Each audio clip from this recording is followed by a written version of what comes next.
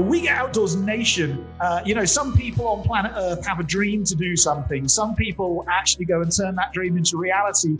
And other people go and hang up everything and live on a boat in the middle of nowhere in the freezing cold for great long periods of time. And I guess that starts to describe Tim Charody, who's our guest today, who's done some really crazy shit, in my opinion, but equally stuff that I'd love to be brave enough to do myself. Hey, Tim, welcome to the podcast. Hey, Rob, how you going, mate? I'm good.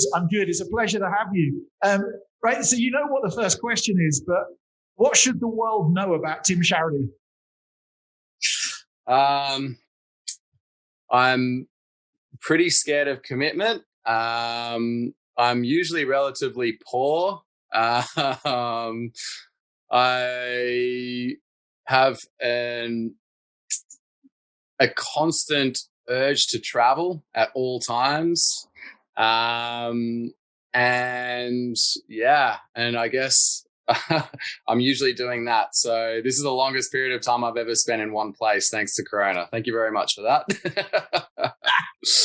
It's like, and that's from the reading I've been doing about you and the little bit of research I've done, there seems to be a bit of a theme. So it seems like you went on a sailing boat for what you thought would be a short period of time, and it ended up being a long period of time. And then you're now stuck somewhere for what you thought would be a short period of time, and now it's a long period of time. Is that like unpredictable? Yes, that's my life. So, how is it that you've ended up living your life like this when I bet everybody you went to high school with has got a proper job and all that shit and a mortgage and a home loan and so on and so forth?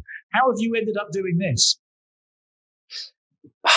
To be honest, I don't know, but it's just been something that's been in my blood since I was a little kid. If you look at all my school diaries when I was at school, it's just filled with doodles and pictures of little palm fringe beaches and misty mountains and sailing boats sailing off into the horizon. And it's just, I've always had this incredible urge to travel.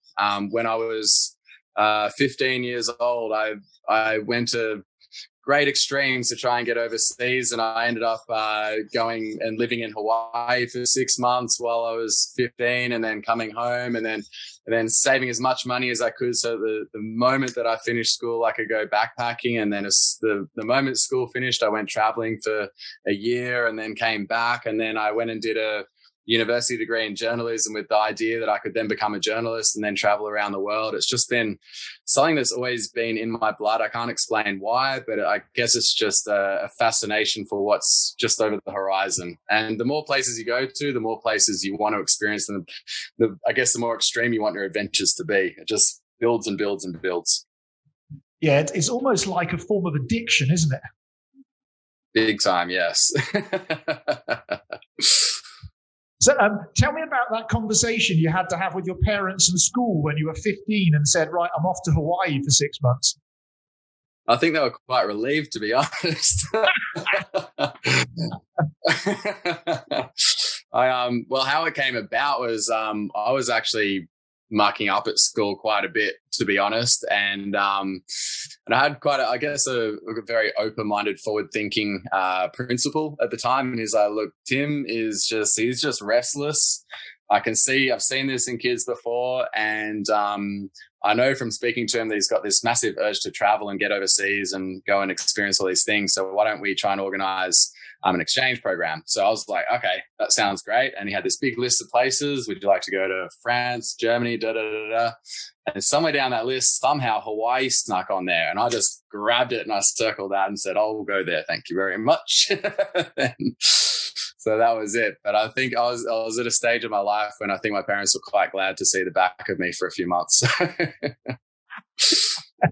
I left school at 16, and I often say the only thing that school and I ever agreed on is that school didn't like me and I didn't like school. Like that was. I hear you, mate. So what did you end up doing in Hawaii? Did you study? Did you surf? Like, what was the life like? Well, it was actually interesting because the place I went to was a very kind of local Hawaiian area. I'd always thought that Hawaii was, a resort town with, bikini clad women lazing around on the beach. But it's the place that I stayed was a very kind of traditional Hawaiian area. And it was actually quite poor, and they lived a relatively rough, but a very idealistic lifestyle. Something that, it's very typical of the Polynesian islands when you sort of travel around there. But so I went there and I went to school. But I also, I suppose, got a really good insight into Polynesian culture and Hawaiian culture. And it also made me appreciate what I had back at home as well, because like I said, they live this wonderful lifestyle over there, but I guess in some of these areas, they're kind of, they don't have all the opportunities, I guess, that I had growing up here in Sydney, Australia.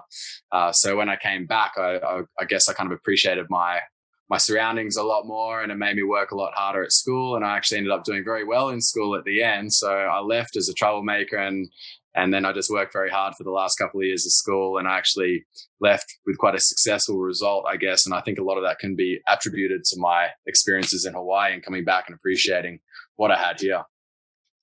Yeah, you sometimes need a bit of a slap in the face to make you appreciate the world, hey? 100%, yeah. That's it. I first stumbled across you through Sea Gypsies. That's how we first, there's this guy called Tim from Australia in Sea Gypsies. For those who don't know what Sea Gypsies is, can you tell people? So the Sea Gypsies, I guess, it's a group of explorers and sailors. It's been sort of mostly centered around this boat called Infinity, which is this big 120-foot ferro cement sailing ketch that is, if you look at the dimensions, you'd say it's a super yacht, but it is far from a super yacht. It's a very manual, hands-on, nothing automatic, everything very old-fashioned style, manual, handmade gypsy boat. And it's captained by a guy called Clemens, and he's a very, very driven, very eccentric character, and he likes to take this boat to some pretty extreme, pretty wild locations. And so the Sea Gypsies are basically the rotating crew that go on and off this boat and help sail it around the world and become part of its community. I was lucky to be a part of that crew. Well, I'm not that much of a believer in luck. So how did you end up in that crew? I sorted out. I'd heard about this expedition that was going up into the Northwest Passage. And at that point in time, I'd never been to the Arctic. And to go to these kind of polar areas and these very remote polar areas, unless you've got your own boat, the only way to go there is to pay, $15,000 to go on these very expensive polar expeditions. And being a travel filmmaker, I can't exactly afford those kind of tickets. And so I found out about this crew that were going, and they sounded really cool. And I actually called the captain, Clemens. I was on a job. I was in Germany filming a job over there, and I got in touch with him, and I sent him an email, and I was like, my name's Tim. I'm a filmmaker. I've sailed all my life. Love the ocean. I'd love to come on your trip, but I can't pay for it or anything like that, because he was also selling some tickets for that trip as well. And he's like, typical Clemens fashion, he's like, don't worry about it. You come along, you do a couple of hours filming a day and your costs are covered. Don't worry about it. And so I asked him, when can I join the boat? He was currently in Tonga, and he said, meet me in Tonga whenever you can and bring your camera. So I came back from Europe. I came back to Australia for probably 2 weeks. I unpacked, I packed, and then I flew straight to Tonga with the idea that I would spend a couple of months on the boat. I didn't know that I would do the whole expedition up into the north. I'd hoped that I would. But yeah, and then I was on, and I got on very well with the captain and the crew and Nico, the other filmmaker and the producer of the show. Sorry, the director of the show. And yeah, we ended up staying I ended up staying on the boat for a year. So lucky I didn't have anything else on at that point in time. So I just went for it, and I loved every second of it. There were definitely tough times. There are a lot of very challenging moments. Anyone on the crew would agree to that. But overall, it was just an absolute life-changing experience, and definitely solidified my love of adventure sailing, that's for sure. That's incredible. And you described the boat a second ago, Infinity. You said it sounds like a super yacht. From what I've read and heard about, it sounds more like a super tanker in weight. Yeah, I think it's 220 tons or something like that, 120 feet long. It's made out of concrete, ferro cement. Concrete, yeah. It's a very old-fashioned boat building design that was quite common in the 60s and the 70s. By the 80s, those boats started to sink, so people stopped making them out of that material. But the reason why it got a bad name for itself was because people were doing home-built ferros, and it was quite common for people to basically just get a big frame and make a mold out of chicken wire and then spray concrete on the outside of it, and that's the hull of their boat, and then just made a boat that way. But then there were also boats like Infinity that were professionally built with solid rebar, and they were built with very good materials, and they're actually really very strong boats. As we proved by going through the Northwest Passage on it. As far as we know, this is the biggest ferro cement boat ever built. But it stood the test. We put it thoroughly through the test. We put it through the litmus test well and truly, and we got through. So that's off to the ferro cement. That is incredible. It always blows my mind that they managed to make planes and boats out of things that most people would go, but that travels downwards really quickly, which for planes and boats is never a good You chuck a piece of concrete in the water, and what happens? That's it. And I understand the science, but you've got to displace X amount to achieve X amount and whatever else, but it still hurts my head. Yeah, me too. So definitely the biggest boat I've ever been on sailing, anyway, and it was it's just extraordinary to see that thing sailing along at 9-10 knots. It's hard to get a lightweight fiberglass boat to go that fast, but this boat, when the winds are up, I've seen it go over 10 knots. I've seen it up to 12 knots sailing down the face of a wave in the Bering Sea. Yeah, in fact, in the North Pacific and also the North Atlantic, I've seen it do those speeds as well. But that's going down the face of a very large wave with 50 knots of wind blowing you. So it's a little. You got all the forces in your favor at that point. You grab hold and pray at the same time or something. You kind of get used to it, I think, after a while. Because we hit a lot of, obviously going into those kind of latitudes, you hit storms quite regularly. And the first one is always very scary. But then once you sort of hit your fourth, fifth storm, it's sort of, you kind of go into autopilot and you're like, all right, this is happening again. And then everyone's they're kind of ready for it and they're used to it and they sort of know what they need to do to get through that particular scenario. So you're obviously, just so you know, I've spent most of my life as a whitewater kayaker. I've whitewater kayaked everywhere apart from Antarctica and done some interesting stuff. And I've always been trying to document or film, get even just photos of what I'm doing. But I normally face this challenge that it's hard to get imagery or video footage that actually shows the real scale of what it is that you're in.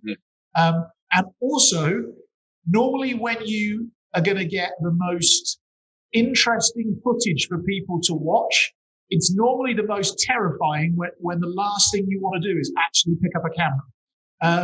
So I guess you hit the nail on the head. How do you manage that as a filmmaker? Oh, mate, that is exactly 100% right. It's, I think the roughest passage we had on that whole 1 year journey on the boat was actually the passage we went from Greenland to Amsterdam through the North Atlantic very late in the season. It was November when we crossed over. And we hit some really crazy storms. But at that point, most of the sailors had got off the boat in Greenland. And it was basically myself and a skeleton crew sailing it across with Clemens. And I was supposed to film and also be first mate on the boat. And it was just it's impossible to do it all at the same time, because when you're in these crazy storms that everyone loves to see on camera and it's all very exciting, generally you're so busy trying to make things work and fix things that are broken or You're sleeping because you've been up the entire night, trying to sort of give people support during the storms. And at the same time, the little bit of footage that you do get at the end of it, you look at it and you're like, oh, that is nothing compared to what it was when we're actually looking at it, because the camera never captures the absolute scale of the waves that you see, because the waves that we saw in the North Atlantic and the North Pacific were immense, absolutely like mind-bogglingly huge. But you look at the shots and you're like, they don't look that big at all. I think the wide angle just kind of spreads them out and flattens them all down. Well, and it's, you were talking about like the boat go surfing down the face of a wave at like 12 knots or 14 knots or something like that a second ago. But in my mind's eye, I'm thinking, how big does that wave have to be to surf a 100-foot boat? Like that's not a wave, that's a tsunami. Well, usually the waves out that we were sort of experiencing in these areas, they're huge waves, but they're very, like, they've got these long periods to them. So they're very long, big, large like they're kind of mountains. Like you look at the scene, you see a mountain of water coming towards you that's massive, but it's only under absolutely extreme conditions that wave will ever, pick up and break. It usually just kind of comes towards you and the boat will sort of ride over it. But when you've got a swell going in one direction and then the wind is going in the other direction, or you've got a very strong current going in the other direction, those waves get very steep, and that's when it gets properly scary. But most of the waves that we experienced were just these huge mountainous rolling waves, so were very impressive to watch. But only a couple of times were they ever properly dangerous. I think most of the time they're just more impressive to see, and you learn after a few hours in one of those kind of sea states that it's actually not that dangerous, really. Yeah, it depends on what you call dangerous. Yeah. I was going to ask, like, did you have when was the moment you thought this could all go horribly wrong?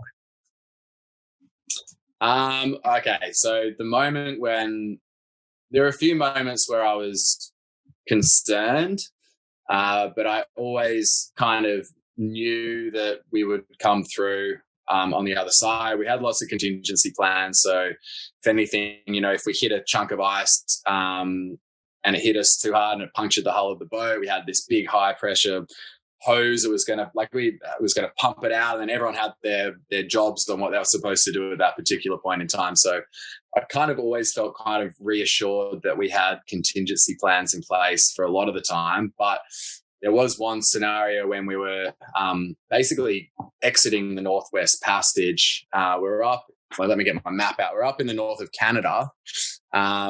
Basically, it was a place called Peel Sound, which is right up, I think it's 70-something degrees north, but it's near Gioia Haven, and then you go up, and then you've got this basically a passage where you go through the islands in the north, in the Arctic region of Canada, and then you can pop out into Baffin Bay, and then you're out of the Northwest Passage and you can go across to Greenland.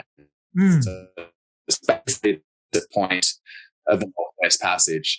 But that whole area was clogged up with ice because it took us so long to get through the passage that the ice had started to form again.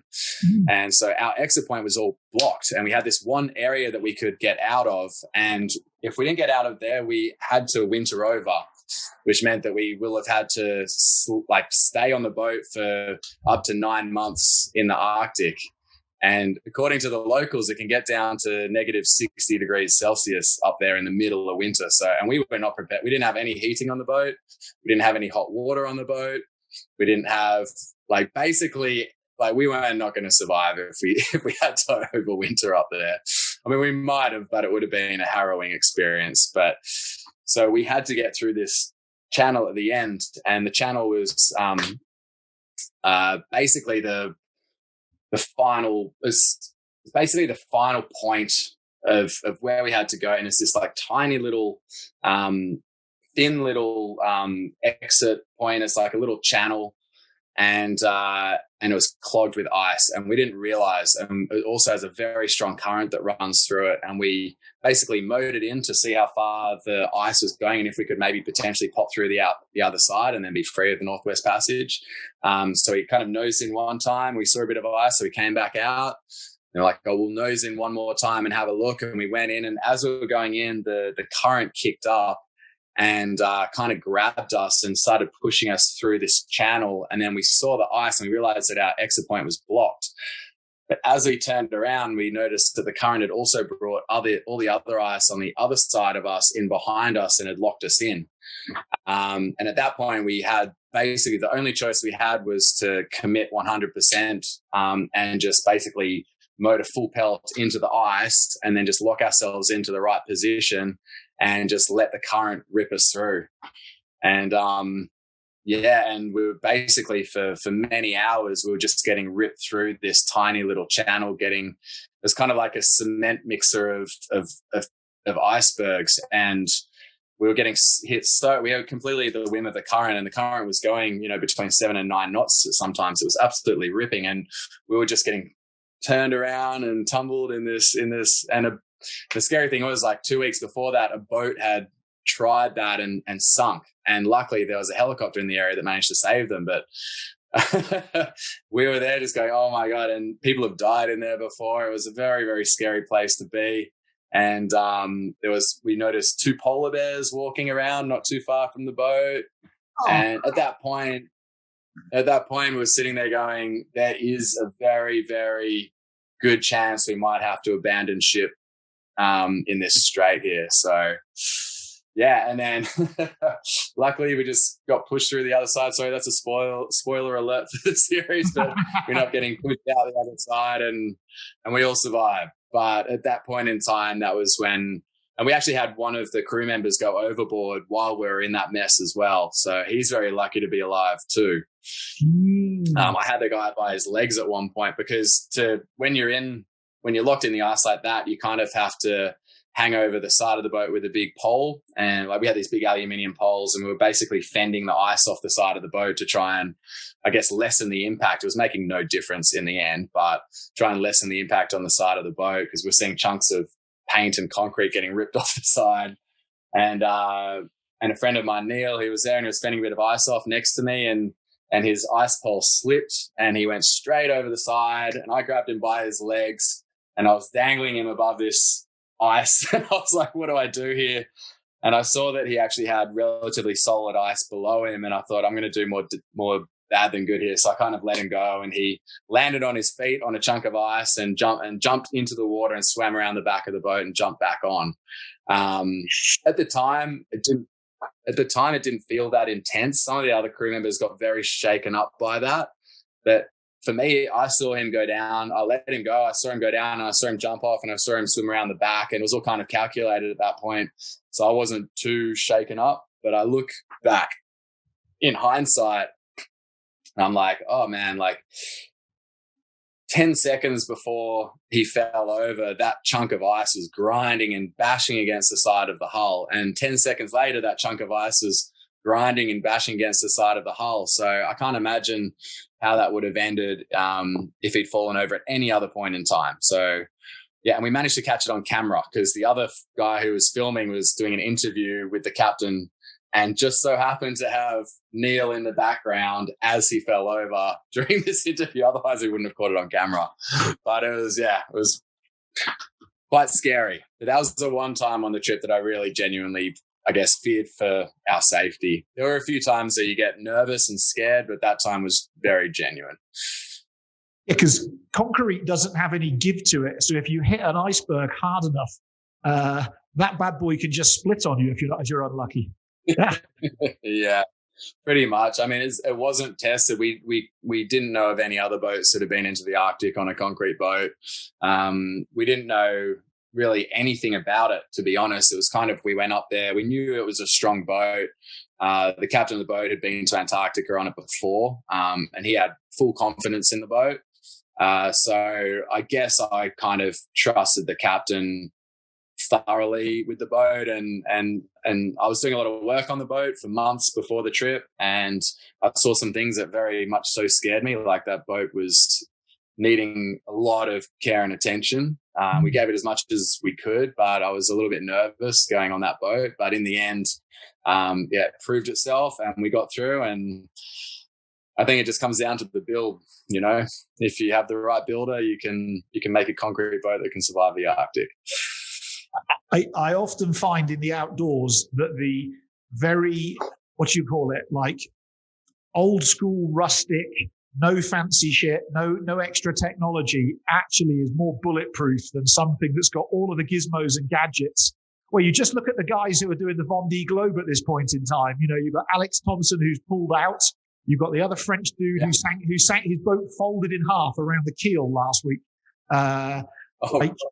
And they've got some of the most technologically advanced boats on planet Earth, and those things sink and break. I'm a big fan of steel, concrete, aluminium, stuff that doesn't break too quick. Or just old-fashioned fiberglass. You know, I think fiberglass can be as strong as steel. Like the different.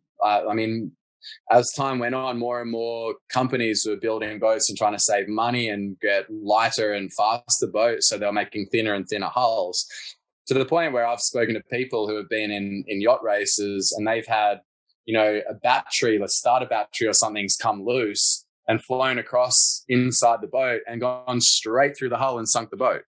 You know, because the hull is so thin these days on some of these race boats that they're just not strong enough to take a massive impact, especially from a small, like, you know, how heavy a battery can be. Like something like that can put a hole in a boat.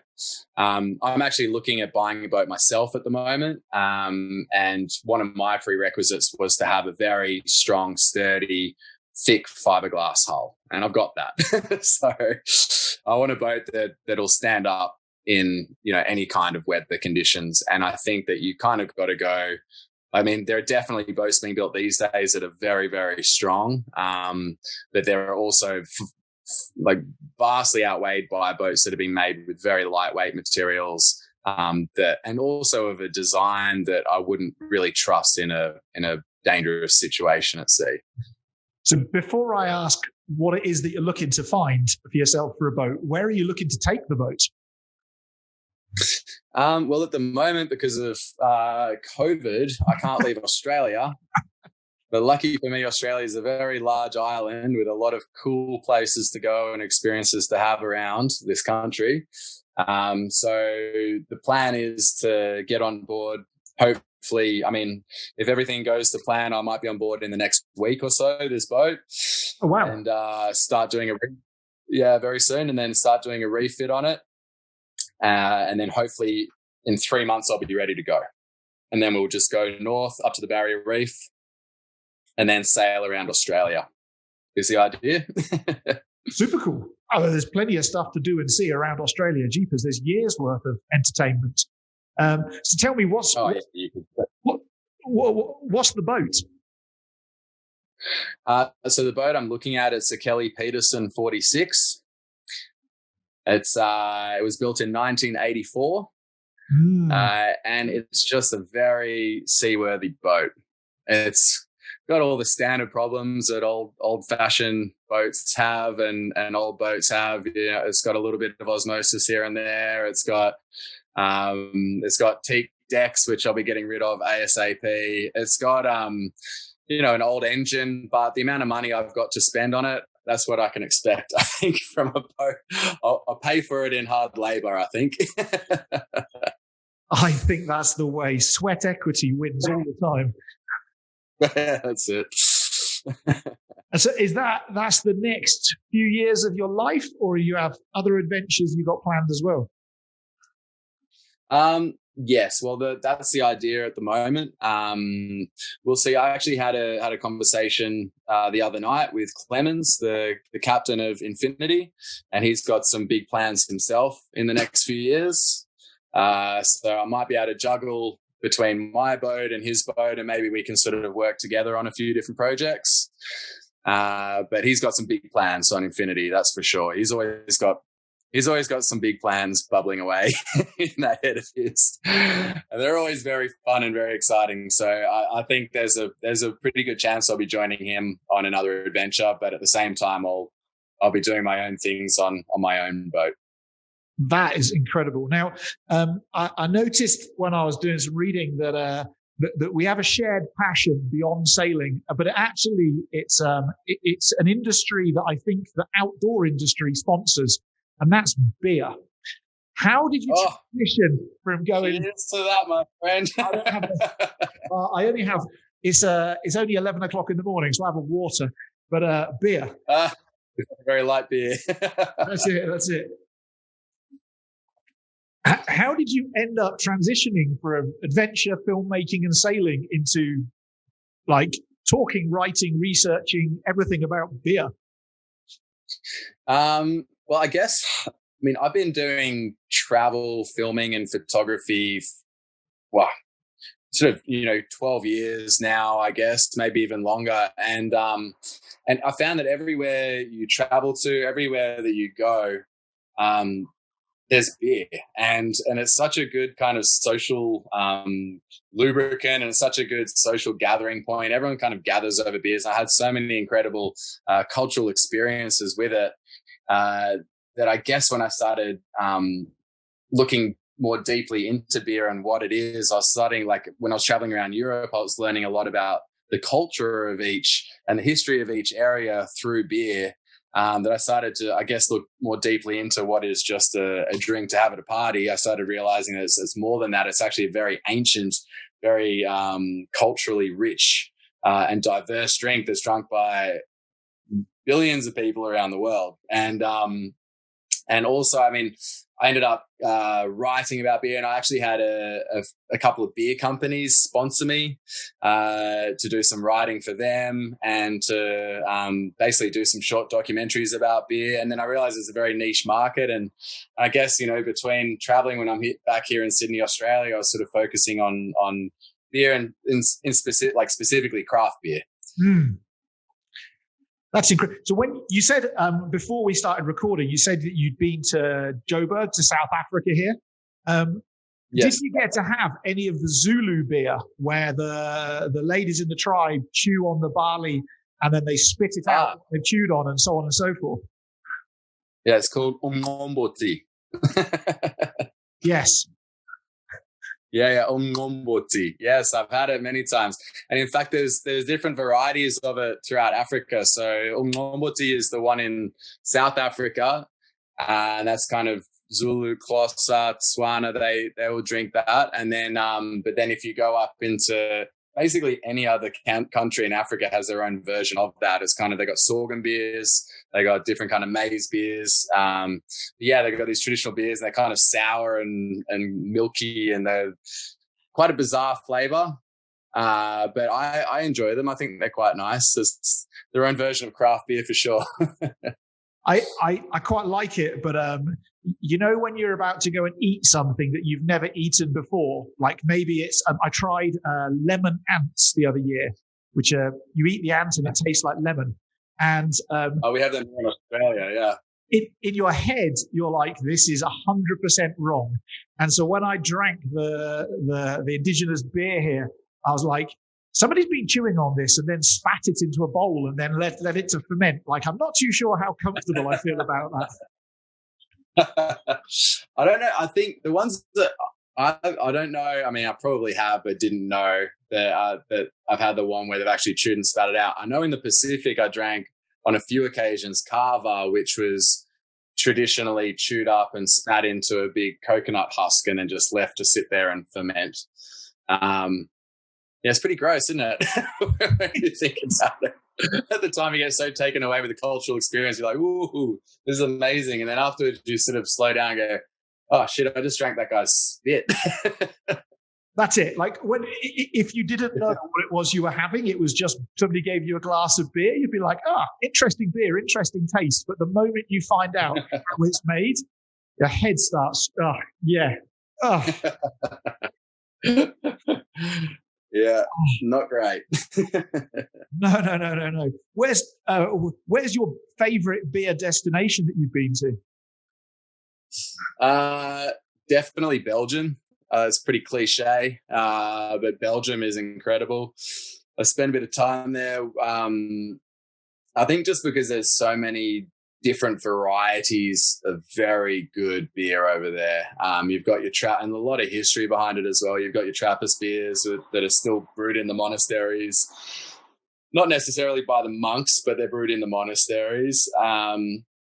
You've got all these beautiful old-fashioned lambic beers, which are these kind of wild fermented sour beers that are kind of, I guess, in a way, the most ancient form of beer making would be these kind of wild fermented beers where they create the wort, so they get the carbohydrate mixture, and then they just open it up into the air, and then all the wild bacteria and yeast kind of lands on it and starts to ferment away.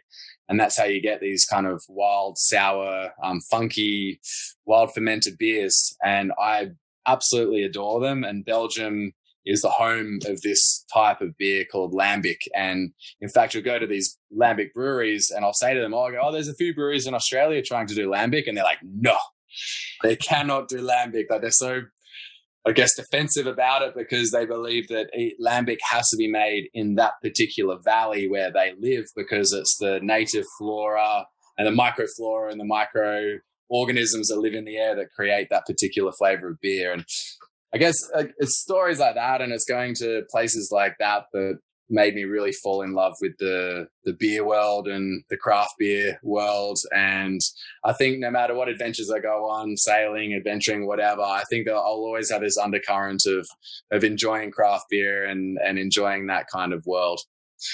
Yeah, it blew my head when I went to Bruges, probably about 20 years ago now. And you go into a bar and they give you a menu for beer that's like, it's like an extensive wine list at some Michelin-starred restaurant or something like that. And I was quite young at the time, and I asked for one of these beers, and then it came in this ridiculously small glass. And I'm like, why have you given me like a beer as a Brit? Beer comes in pints. Do you know what I mean? It doesn't come in small glasses. And then one of my friends who I was with is like, have you checked out the alcohol percentage of this bad boy? And when it's like 22% or something like that. I was like, oh, yeah. Now I get it. Yeah, you got to be careful of those ones. Sure. I've made the mistake of ordering a pint of beers like that before. It's always a good night. There's a beer cafe in Brussels I went to. It was Brussels called Delirium. And they've got officially the biggest beer menu in the world. And I think it's like 2,500 beers or something like that. You get them, and the menu is literally a Bible. It's as thick as a Bible. You got the thin little pages on it. And it's basically endless, the amount of beers that you can get there. And they've got, I think, 40 taps pouring beer as well. So it's like heaven. Yeah, there's a week of your life written off just in one place.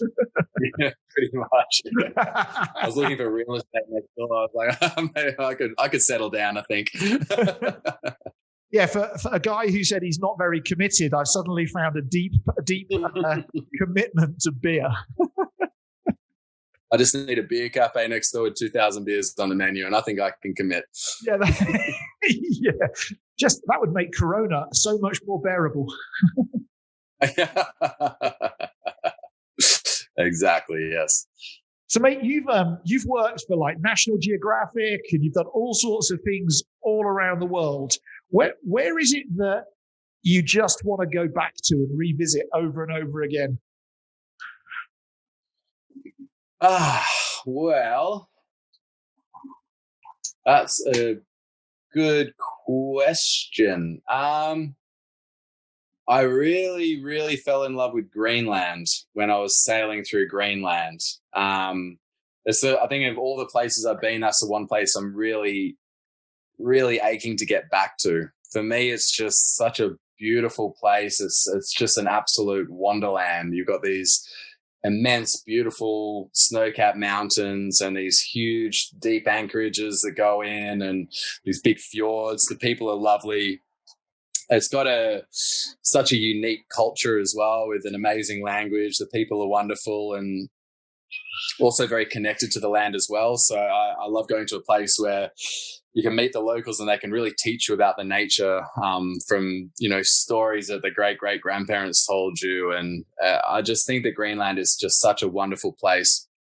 And there's not many tourists there, so you can find a lot of wild expanses to yourself. It's wild, it's dramatic. But yeah, I would love to go back. Like, would I go back and back and back again? Probably, but I've only been there once, so I can't tell you, but I definitely want to go back again for sure. That's awesome. And that leads me easily to the next questions. Other than Greenland, what's on Tim's bucket list?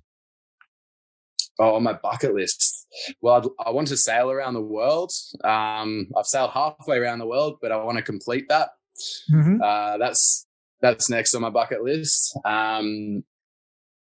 I'd love to, at the moment I'm only thinking sailing because I'm looking at buying this boat, but I'd love to sail around Papua New Guinea and West Papua and the Solomon Islands. I've done a little bit, but not much. I've traveled around Papua New Guinea, but I haven't actually sailed. I'd love to sail around there.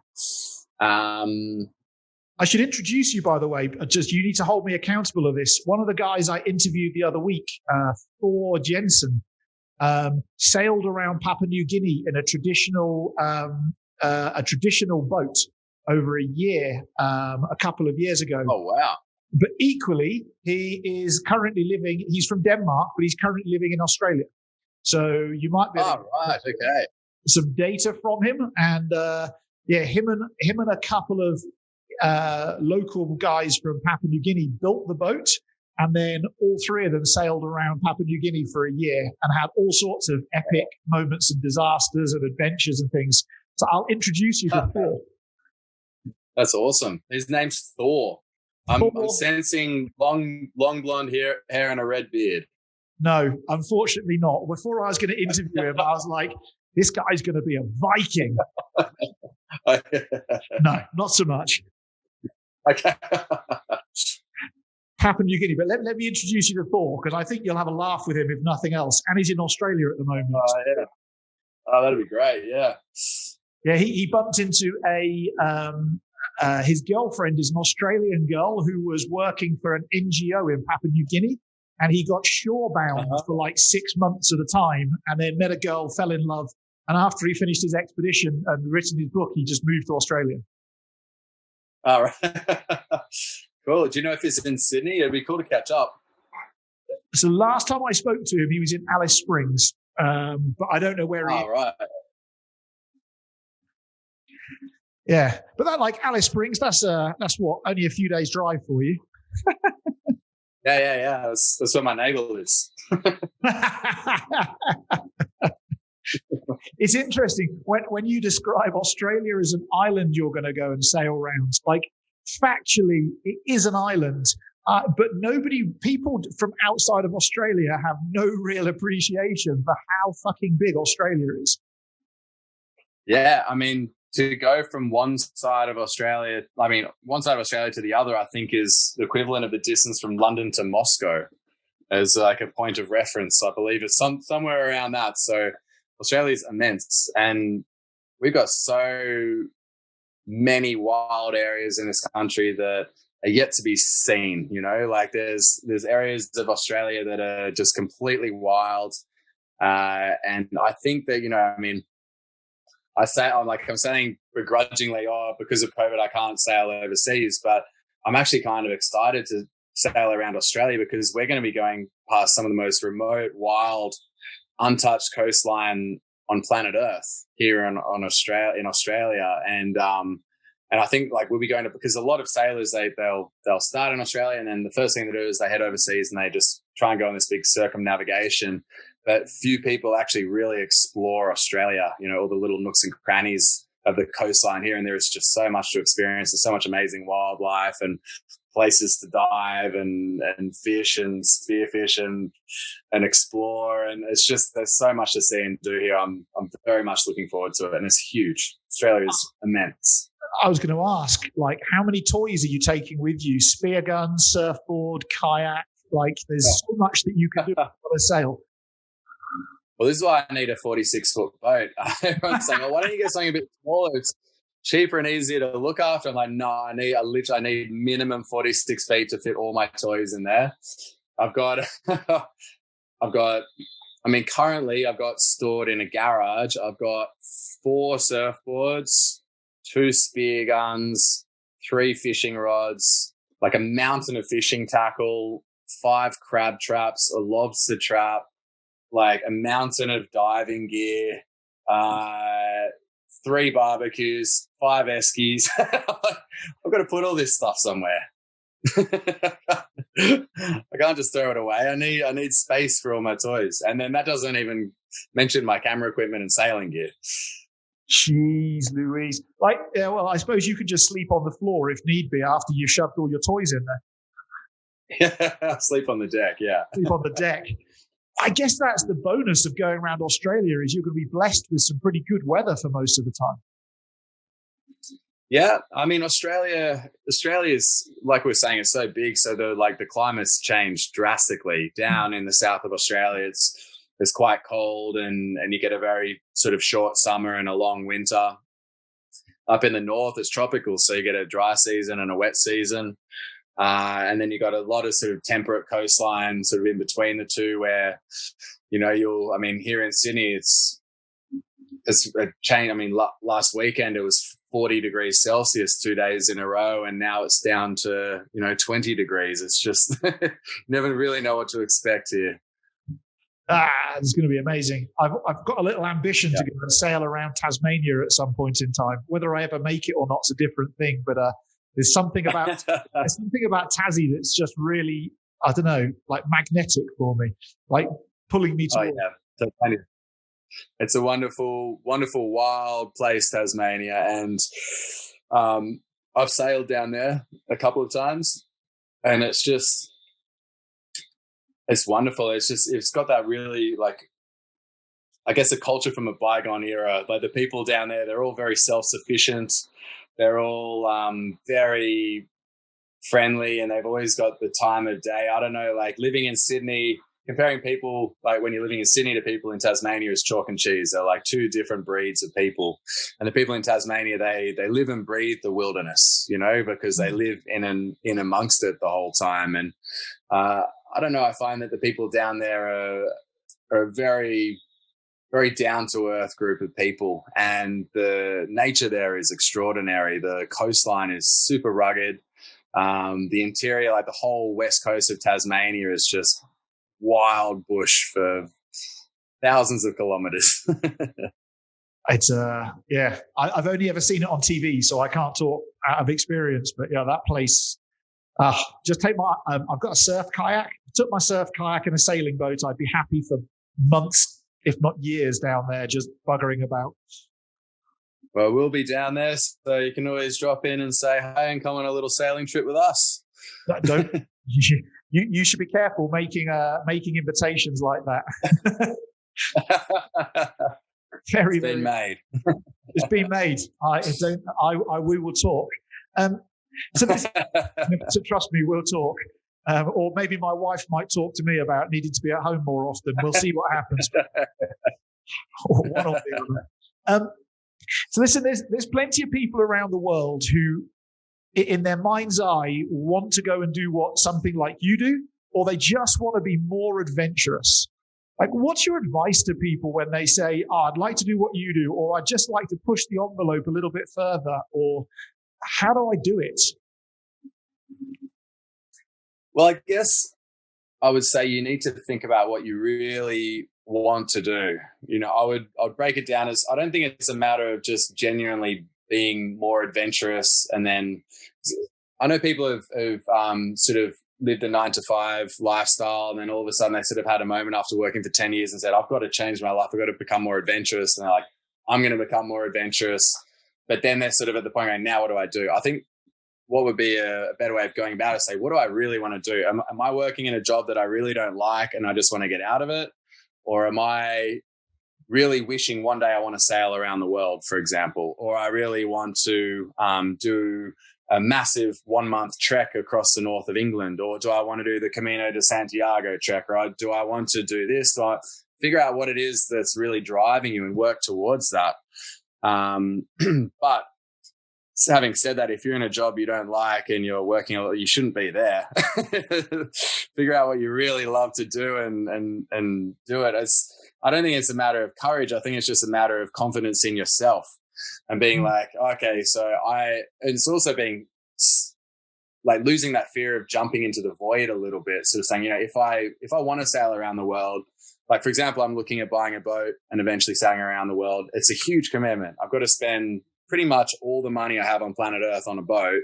And then I've got to somehow get money to stock that boat to get around the world. And then I've also got to spend a minimum of, 4 months working on that boat to get it ship shape and safe enough to do that trip. So that's a huge commitment, but it's not something that anyone can do it if they put their mind to it. If they're like, okay, I've got this job, I'm going to work for another year or 2 years or even 6 months to get enough money to go and do it. And then they aim for that goal and then they just go and do it, just jump out and do it, but create a plan and go for it. I'm lucky because when I started doing my job, I've always done what I've always wanted to do, which is to make travel films and to travel around. And I never got sucked into anything that I didn't really want to do. But a huge amount of my friends did. And a lot of them regret having done that. But also I've seen a lot of them that have used that to their advantage and they've built themselves up financially to a point where now they can go and do all these incredible adventures where I would love to do those incredible adventures, but I don't have enough money to do those incredible adventures, Yep. So it's kind of like, you might be working hard in a job and thinking, oh, I'm not living this adventurous life. But if you want to do it, you can do it. You're probably earning 20 times more money than I'll ever earn, and use that to look for an end goal to then create a base for you to then launch off and do your adventures and just do it. I don't know how else to, it's just a matter of creating a goal, creating a game plan and actioning on it and just going out and doing it. I often think it's about having a goal that's big enough that you're willing to sacrifice other stuff to go and make the goal possible. And that might be like simple stuff, like if a lot of people's goals involve some cash of some sort, maybe you have to sacrifice eating out and all that social stuff for a period of time and like be humble, cook at home, so on and so forth. But the goal's got to be worth making that sacrifice for. And so if you're not prepared to sacrifice something, maybe the goal isn't powerful enough. Yeah, I think if you want something enough, you'll do it. That sounds so cliche, but it's so true. Like if you really want to do something, you'll do it. You just got to kind of build up the courage to think, oh, I can do this. Or I think for a lot of people, and I've experienced this as well, there might be adventures or experiences that you want to do, but you can't find someone else to do it with. And you're sort of thinking, oh, am I going to be doing this on my own? That might be another hurdle you've got to get over. But there's plenty of great communities out there. If you want to go and do a big hike, there's groups to join to do that hike. Or if you want to sail, there's sailing groups to join, like Sea Gypsies. I joined them. Like there's groups of people doing what you want to do right now all around the world, and you can go and join these groups in various ways. So whatever, you've got to sort of be very realistic and honest about what is stopping you doing that. Is it because I don't want to do it alone, I'm on my own? Is it because of money? Is it because I'm too afraid? Or is it because I'm too comfortable in my routine? Because you can always break that. Like what is it that's stopping you doing what you really want to do?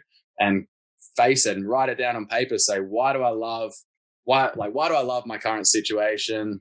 And then on one column, and then on the other column, say, what would I rather do? And then sort of weigh it up and sort of say, it makes sense. I'm going to go and work my ass off for the next 6 months, get enough money, quit my job, buy a boat and sail around the world. Or am I going to do something less extravagant than that, which might be I'm going to work really hard and then take 6 months off work or a year off work, or change jobs and sort of take a bit of time off in between, and then go and do, a big travel around the world, or go on a big hike or some kind of an adventure. But I think each individual is different, and it depends what they really want to do.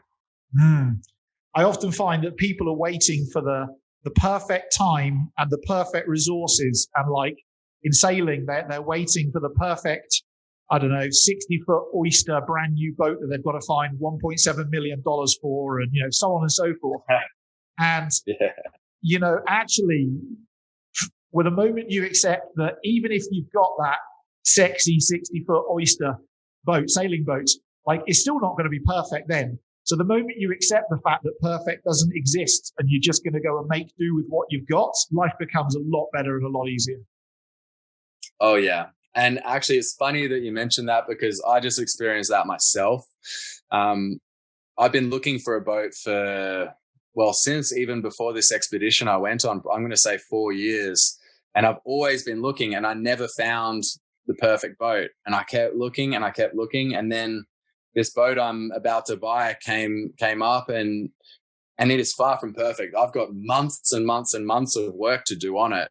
But then I kind of came to the conclusion, I was like, perfect doesn't exist, to be honest. And everything is a compromise. And I was like, okay, so I can't afford a $200,000 boat. I'm going to buy a $100,000 boat, but I'm also going to work my ass off because that boat's worth probably $200,000. But instead of paying that extra money, I'm going to work and do that work myself to bring it up to that kind of level. So you just have to be willing to work or just find other ways to kind of make up the difference and realize that everything is a compromise, especially when it comes to boats. No boat is perfect, that's for sure. Well, let's be honest about it. Even if you spend $200,000 on a boat, you're still going to have to do a few months worth of work to bring it up to where you want it to be anyway. Well, doesn't matter what boat you get, you're working constantly on it. That's a life on a boat. It is constant daily work and you're constantly chipping away at a boat. And if you don't like hard work and you don't like sort of a little bit of manual labor and tinkering away, then it's not the life for you because that's the vast majority of it. I did my yacht master qualification quite a few years ago. And the guy who was delivering the course was like, right, this is boat maintenance. This is the reality you have to accept. For every foot of boat, there's an hour a month of maintenance that you need to do, and you just have to accept it. And if you think you can afford to pay somebody, in your case, for 46 hours a month worth of maintenance, well, that's all very well and good.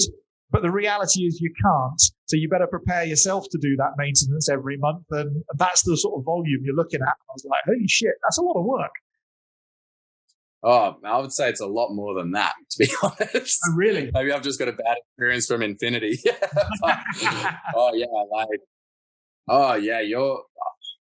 I guess also like I'm sort of at the beginning stages where I'm trying to get my boat up to a stage where I'm happy with it, So I'm basically working every day on it. It's almost a full-time job. I haven't even bought it yet and I've already started the work on it. So it's like it's already a full-time job and it will be. But I've accepted that that's what it is, and I think that the rewards are so extraordinary that it's worth the effort. And the places you can get to and the experiences you can have, you can't get any other way. And the feeling that you get when you're sailing and you've got 15 knots of breeze pushing along and you're caning across in some big, beautiful ocean and the sun's rising after night watch, like that's the kind of rewards that you get for all the hard work. And for me, it all pays off. Every bit of work I do is worth it. And it's, yeah, I think it's an extraordinary thing to do. Otherwise I wouldn't be pursuing that. I'd be hiking, I guess, would be my other option.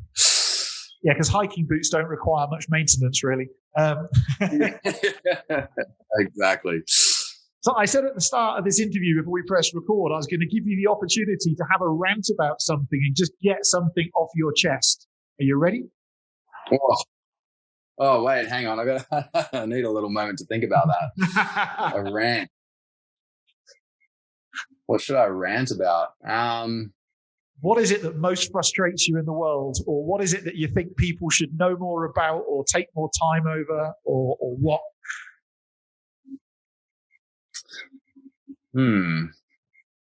We should have just fed you 3 more beers because I reckon after 3 more beers, it just would like... I've only had one. I need to top up. Wait, let me think.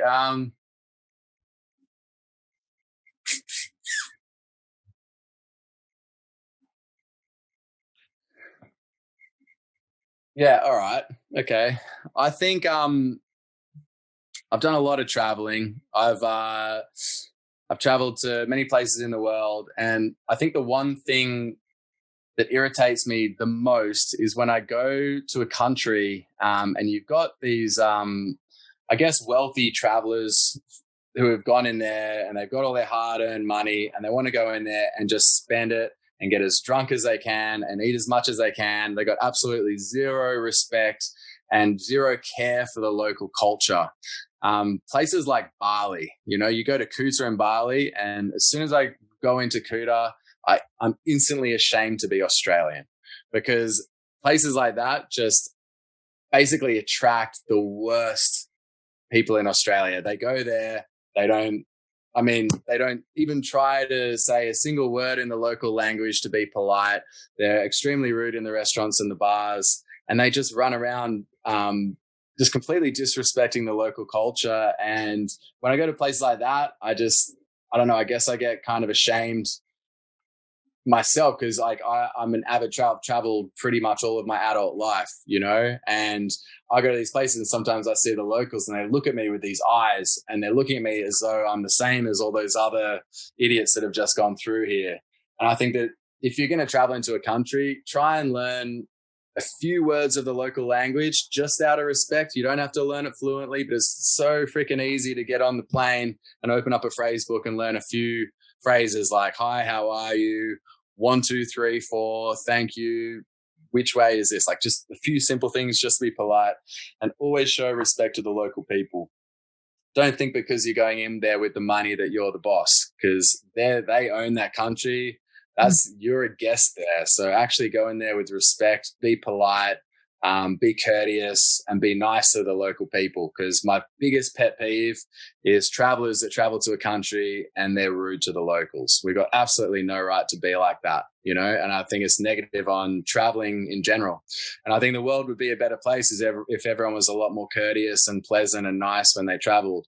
And sadly, not everyone is. I think the majority are, but there's a certain element of the traveling culture that ruins it for everyone else. So there you go. Now I'm angry. Love it. I love it. Well, the reality is, if you live in Australia, you don't have to go to Bali to go and get drunk and have a beach holiday. Like, there's no shortage of opportunities I know. in Australia to do the same. Well, the problem is the drinks here are quite expensive. You go to Bali and you get a beer for $1. So people go over there and they go absolutely berserk. It's just, you just get the worst of the worst. But that's just in Kuta area. You travel outside of there and it's a different scene altogether. But every time I go to Indonesia or Bali, I'll just go to Kuta. I get my motorbike and I get the hell out of there as soon as I possibly can, because I just can't stand seeing how a lot of my fellow Australians, I'm sure, and I've got a friend of mine from the United States who's currently in Tijuana, Mexico, and it's the same thing down there with Americans. And I'm sure it's the same thing in places in Europe. You go to Eastern Europe, I'm sure it's the same with a lot of people from Western Europe. And I don't know, every kind of area has got its own little Tijuana or its own little Bali. And I think that the locals the people that visit have absolutely no right to disrespect the locals. It really pisses me off. Well, not good, but good. I love the message. Let's stick it out there. People, just be nice people and stop being assholes. Very simple. In fact, I actually would like a T-shirt that just says "Don't be an asshole" on it. I think that would be a really good T-shirt. Simple. Don't be a dickhead. That's it. I love it. So, Tim, if people want to follow you, join you, talk to you, whereabouts do they best find you to come and follow your adventures? Well, Facebook, Tim Charody, Expedition to the Edge, or Instagram, which is timcharody.expedition to the edge, and Charody spelled Charody. Awesome. And I'll ensure in the show notes beneath that those links are there. So go and follow Tim's adventures and get inspired by him. Tim, I just want to thank you for what it is you bring to the world. What you do is unique, and yet it's completely inspirational to so many people who are in the 9-to-5 grind and need to break free of that and break their mind free of that, and get to go and see that other people live in a different way to them, and maybe even go and put themselves in a position where they can go and have their own adventures, whatever they may be, that are similar to yours at some point in time. And we need more of you to go and lift the rest of us out of the hole that we find ourselves in on occasion. So thank you for what you bring to the world, my friend. Well, thank you. That's amazing to hear that. Thank you. I never thought of it in that way at all. But if anyone is in that kind of rut and they just need to break out, swing me a message. I'm happy to send any words of encouragement or whatever, because I think that the worst thing you can do is be in a rut. You know, we've got one life, and it's such a beautiful life, and it's such a beautiful world we live in. And granted, not everyone has the same opportunities, so it's easy for some of us to say this. But if you have the opportunities and you have the abilities, you really should be, getting out there and living your dream, because everyone has a dream and everyone should do their utmost to live it. I've come across and met a lot of people who come from very disadvantaged backgrounds. You think, there's no way that they have such opportunities, but they've created opportunities for themselves out of sheer determination. And they've sort of broken out of their rut, inverted commas. And I think that if you have the opportunities, which a lot of us do, you really should take advantage of them and just get out there and figure out what it is you want to do with your life in terms of adventures. And if you're listening to this podcast, you obviously love adventuring and you love the outdoors. Write down what it is you want to do and go out and bloody well do it, because before you know it, it'll be too late. Yeah, that's it. You can't take your goal list to heaven with you. That's what I always say to people. Like when you're dead, that list of things you haven't done will just remain undone for infinity. So that's it. Go do the shit. Cool. Thanks so much for your time today, Tim. If it's okay with you, I want to revisit this when you're halfway around Australia or something, and see if we can do an interview. Hey, shit. If I come to Tassie and come sail on your boat, we can even do this in person. Oh, mate, absolutely, dude. I'll let you know when I'm there. Done, with a beer as well. Life would be so good, incredible. Imagine that. We got the big Tasmanian mountains there. We got a fishing rod in our hands and a few beers in the esky. What could possibly go wrong? Nothing. Awesome. Thanks so much for your time today, Tim. It's been an immense pleasure to spend time with you and talk with you. Lovely. Thank you so much for the opportunity. I appreciate it.